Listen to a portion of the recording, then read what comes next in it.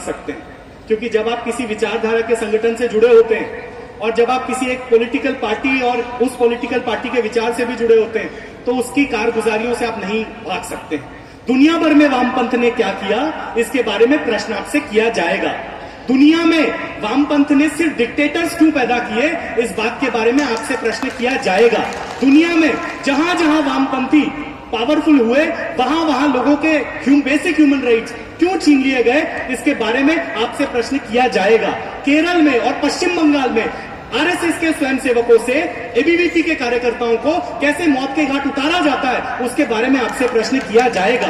सिंगोर और नंदीग्राम में communist party के द्वारा किस प्रकार से लोगों का जेनोसाइड किया जाता है, किस प्रकार वहां पर, आज तो यहां पर सब लोग मीडिया कवरेज कर रहे हैं, वहां पर मीडिया कवरेज नहीं करने दिया जाता है, इसके बारे में आपसे प्रश्न किया जाएगा। और जब आप गरीब और बहुत सारे अलग अलग शब्दों का प्रयोग करके लोगों को ठीक है बात करने की कोशिश करते हैं, तो दुर्भाग्य ये होता है इस बात का कि आप हमेशा एक पक्ष पर क्यों बात करते हैं। आपको कश्मीर में ह्यूमन एट्रोसिटीज हो रही हैं, आर्मी एट्रोसिटी कर रही है, इसके बारे में आपने स्टेटमेंट भी दिया था, वो तो खूब दिखाई देता है। लेकिन पत्थरबाजी हो रही है, विदेशों से पैसा आ रहा है, उसके आधार पर वहां पर पत्थरबाजी कराई जा रही है, ये आपको नहीं दिखाई देता। कश्मीरी पंडितों को वहां से मार मार के निकाल दिया गया, आज वो अपने ही देश में माइग्रेंट बनकर रह रहे हैं, कितनी बुरी स्थिति में रह रहे हैं, वो आपको कभी नहीं दिखाई देता। ये डबल स्पीक क्यों? आपको टेररिज्म कभी नहीं दिखाई देता, आपको आजादी अलग अलग चीजों से चाहिए, लेकिन आपने कभी नहीं कहा आतंकवाद से आजादी चाहिए, अलगाववाद से आजादी चाहिए, नक्सलवाद से आजादी चाहिए। और बहुत आप कई बार आप अचानक से वामपंथी बहुत फेमिनिस्ट हो जाते हैं, लेकिन ट्रिपल तलाक की बात आते ही मुंह पे जिप लग जाती है, क्योंकि फिर कोई और पक्ष आगे आ जाता है। बहुत ह्यूमन राइट्स की बात करते हैं, लेकिन फौजियों की और सीआरपीएफ के जो जवान नक्सलियों के द्वारा मारे जा रहे हैं, उनके ह्यूमन राइट्स की बात करें तो ताला लग जाता। आपने कहा कि मोदी जी से मिलकर आते हैं, मैं तो आपकी बेसिक डेमोक्रेसी की समझ पर ही मुझे हंसी आती है, क्योंकि किसी देश का प्रधानमंत्री किसी पार्टी का प्रधानमंत्री नहीं होता है। किसी देश का प्रधानमंत्री उस देश का प्रधानमंत्री होता है। नरेंद्र मोदी जी इस देश के प्रधानमंत्री, जितना अधिकार मेरा उनके ऊपर होगा उतना आपका भी है। आप भी जाकर मिलिए, मैं तो कहता हूं अपने अच्छे सुझावों को उनके सामने रखिए, लेकिन इंटेंशन सुझाव देने की या कुछ अच्छा करने की है ही नहीं।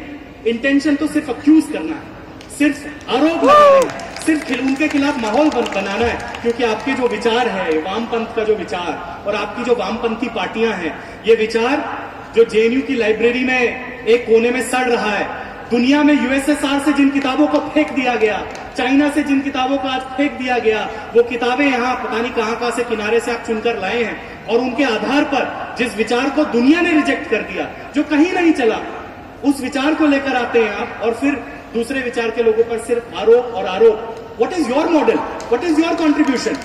आप क्या मॉडल पेश करना चाहते हैं? डिक्टेटरशिप का मॉडल, स्टालिन का मॉडल, की लेनिन का मॉडल, की माओ का मॉडल, की बुद्धदेव भट्टाचार्य का सिंगूर और नंदीग्राम का मॉडल? कौन सा मॉडल आप पेश करना चाहते हैं?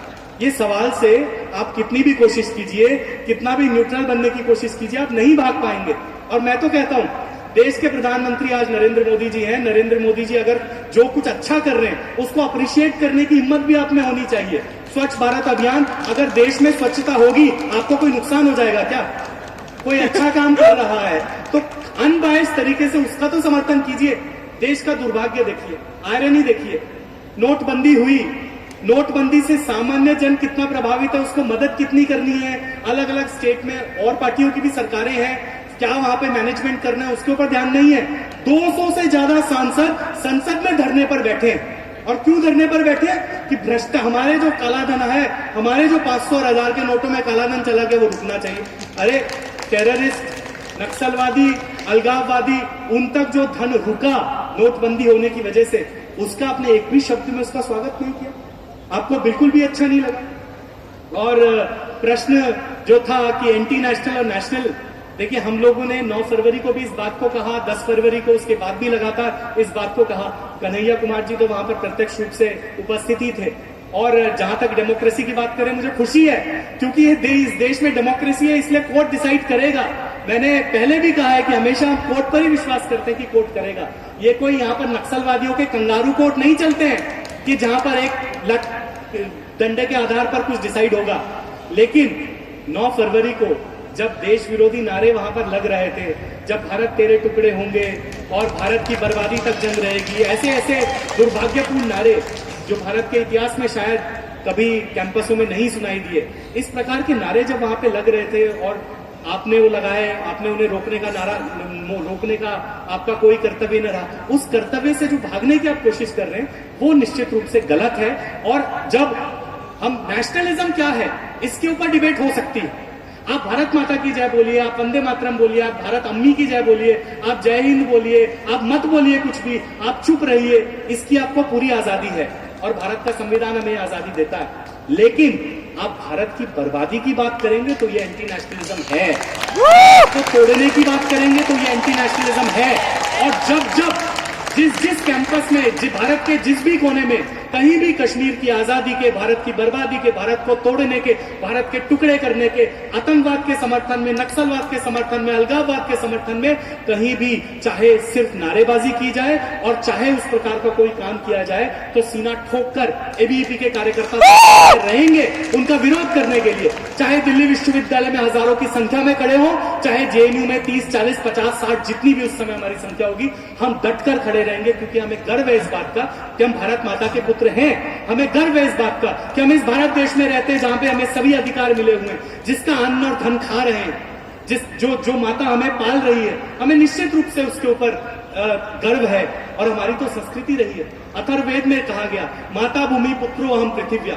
हम क्यों ना, अगर हम अपने देश को, अपनी, चाहे आप इसे जमीन कहें, चाहे सांस्कृतिक भूभाग को कहें, अगर हम उसके ऊपर गर्व करते हैं और उसको अपनी माता के रूप में सम्मान देते हैं, तो आपको क्या बात की टेंशन, आपको क्यों प्रॉब्लम हो रही? लेकिन अगर आप इस माता को तोड़ने की कोशिश करेंगे, इस देश को तोड़ने की कोशिश करेंगे, तो वो निश्चित रूप में एंटी नेशनलिज्म है।